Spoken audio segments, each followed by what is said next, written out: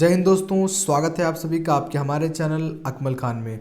आज हम पढ़ने जा रहे हैं टॉप 20 क्वेश्चन जो कि आपका है सोशल साइंस का। ये बहुविकल्पीय प्रश्न है। यदि आपने अंसाल उठाया होगा, देखा होगा, तो उसमें आपका 12 नंबर का क्वेश्चन पूछा जाता है। आपके एग्जाम में सोशल साइंस से बहुविकल्पीय में से आपका 12 नंबर का पूछा जाता है। तो आज हम 20 क्वेश्चन वो आपके लिए लेकर आए हैं जो इतना इंपॉर्टेंट आपके एग्जाम में है, यानी कि एनसीईआरटी और प्लस ये लगातार ईयर्स में आ भी रहा है। ये क्वेश्चन हम पढ़ेंगे आज। इसमें जो आपका पहला क्वेश्चन है कि जर्मनी का एकीकरण कब पूरा हुआ था। जर्मनी का एकीकरण कब पूरा हुआ था। तो इसमें आपका है का नंबर कि 1878 में, 1879 में, 1861 में, 1871 में। तो इसमें जो आपका सही विकल्प है वो है 1871। और हाँ, यदि आप 20 क्वेश्चंस में से जितने क्वेश्चन जानते हैं, अगर आप पूरा वीडियो देख रहे हैं और जानते हैं इतना क्वेश्चन हमें आ रहा है, तो कमेंट जरूर कीजिएगा कि 20 में से आप कितना क्वेश्चन कर ले जा रहे हैं। तो चलते हैं अगले क्वेश्चन की तरफ। आपका पहला क्वेश्चन क्या था कि जर्मनी का एकीकरण कब हुआ था, तो 1871 में। अब इसी में आपका दूसरा प्रश्न है कि चुनौती किसे कहते हैं, कि चुनौती किसे कहते हैं। तो इसमें आपका 4 विकल्प दिया रहेगा कि विभिन्न प्रकार के संघर्ष, विभिन्न तरह की मुश्किलें, लोकतांत्रिक अर्थव्यवस्था या सभी।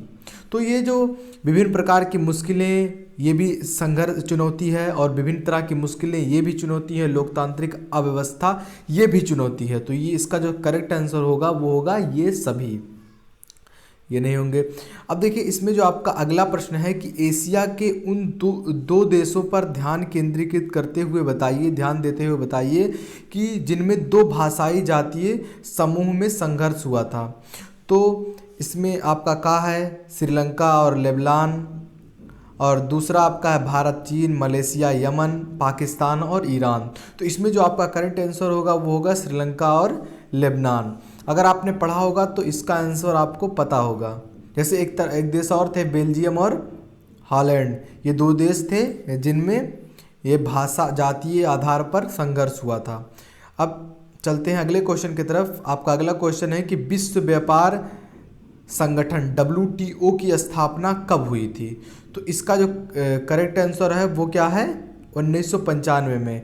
ये आपका 1997 गलत है, 2000 गलत है, 1999 गलत है। आपका जो करेक्ट आंसर क्या है 1995 में इसकी स्थापना हुई थी। एक बार फिर से, विश्व व्यापार संगठन WTO की स्थापना कब हुई थी, तो 1995, ये ध्यान में रखिए। अब चलते हैं अपने अगले क्वेश्चन की तरफ कि रॉलेट एक्ट कब पारित किया गया, कब लगाया गया रॉलेट एक्ट। तो इसमें आपका क्या है 1918, 1919, 1920, 1921। तो आपका जो करेक्ट आंसर हो क्या है 1919 में रॉलेट एक्ट लगाया गया था।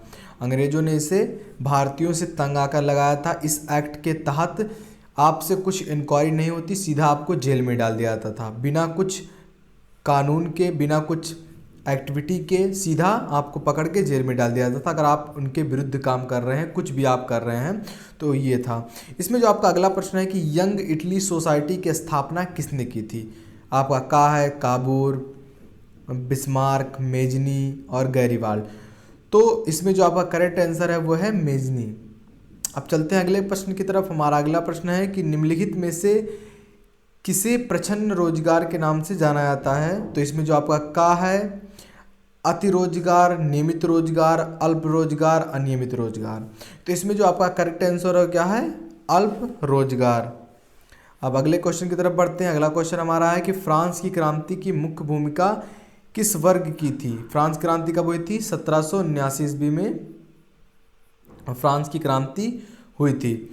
अब देखिए इसमें जो पहला आपका है कि कृषक वर्ग, किसानों ने किया था, या कुलीन वर्ग जो सेठ थे वो किए थे, या मध्यम वर्ग जैसे आप और हम मध्यम वर्ग के लोग हैं, या फिर मजदूर वर्ग। तो इसमें जो आपका करेक्ट आंसर है वो है मध्यम वर्ग। मध्यम वर्ग ने ही विरोध किया था क्रांति, फ्रांस क्रांति में इनकी ही महत्वपूर्ण भूमिका थी। अब चलते हैं अपने अगले प्रश्न की तरफ। हमारा अगला प्रश्न है कि प्रथम अंतर्राष्ट्रीय पृथ्वी सम्मेलन कब आयोजित किया गया। इसमें आपका क्या है रियो डी जनवरी, कोपेनहेगन 1997, इसके बाद साओ पालो 1999, या टेंगरो 2000। तो इसमें जो आपका करेक्ट आंसर है ये है रियो डी जनवरी। 1992 में ये हुआ था। रियो डी जनवरी ने प्रथम अंतर्राष्ट्रीय सम्मेलन का आयोजित किया था। इसमें जो आपका अगला प्रश्न है कि फ्रांस की क्रांति का अग्रदूत किसे कहा जाता था। आपका का है नेपोलियन, खा है रूसो, गा दिदरो और घा आपका है वाल्टेयर। तो इसमें जो आपका करेक्ट आंसर है रूसो है। और कुछ बच्चे कंफ्यूज आते हैं कि फ्रांस की क्रांति से रूस का क्या संबंध है, रूसो का क्या संबंध है। ये रूसो थे तो रूस क्रांति में इनका महत्वपूर्ण भाग रहा होगा, तो नहीं, ये रूसो ही ने ही फ्रांस की क्रांति का अग्रदूत कहा जाता था उन्हें। और कुछ बच्चे नेपोलियन मार के आते सही, तो नेपोलियन आपका गलत है। नेपोलियन जानते हैं फ्रांस क्रांति से संबंधित थे, ना कि फ्रांस क्रांति के अग्रदूत कहा जाते थे। अगला प्रश्न है कि मानव अधिकार दिवस कब मनाया जाता है। 10 जनवरी या फिर 10 जुलाई, 10 दिसंबर, 10 जुलाई। तो इसमें जो आपका करेक्ट आंसर है वो है 10 दिसंबर। 10 दिसंबर को आपका मानवाधिकार दिवस मनाया जाता है। इसमें जो आपका अगला प्रश्न है कि चीतों को भारत में कब लुप्त प्राय घोषित किया गया है, कब बताया गया कि चीते लुप्त हो रहे हैं। का आपका है 1952, 1964, 1972 और 1984। तो इसमें जो आपका करेक्ट आंसर है वो है 1952। या 1952 से ही बताया गया कि चीते लुप्त हो रहे हैं। चलते हैं अगले क्वेश्चन की तरफ। देखिए अगला प्रश्न आपका है कि डिवाइन कॉमेडी नामक ग्रंथ के लेखक कौन है। आपका का आंसर है मैकावली, खा आपका है दांते, पैट्राक, विलियम शेक्सपियर। तो इसमें जो आपका करेक्ट आंसर है वह है दांते। दांते आपका करेक्ट आंसर है। इसमें जो आपका अगला प्रश्न है कि राज्यसभा में राष्ट्रपति द्वारा कितने सदस्य मनोनीत किए जाते हैं। 14, 15, 13, 12। तो इसमें जो आपका करेक्ट आंसर है वो है 12। अब चलते हैं अपने अगले प्रश्न की तरफ। हमारा अगला प्रश्न है कि पूर्वी तट के नदी डेल्टाओं पर पाए जाने वाली मृदा कैसी होती है। रेतीली होती है, पर्वतीय मृदा होती है, जलोढ़ मृदा होती है, काली मृदा होती है। तो इसमें जो आपका करेक्ट आंसर है वो है जलोढ़ मृदा। आपका अगला प्रश्न है कि हॉलमार्क किस वस्तु का प्रमाणित चिन्ह है। किस वस्तु पर हॉलमार्क को लगाया जाता है। तो ये चीन का है।